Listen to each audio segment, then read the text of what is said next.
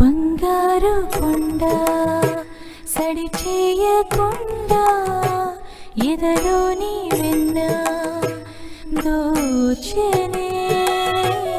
ఏ చోటు లాగి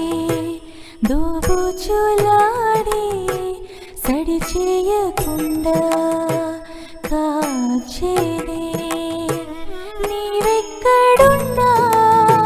కనిపెట్టలే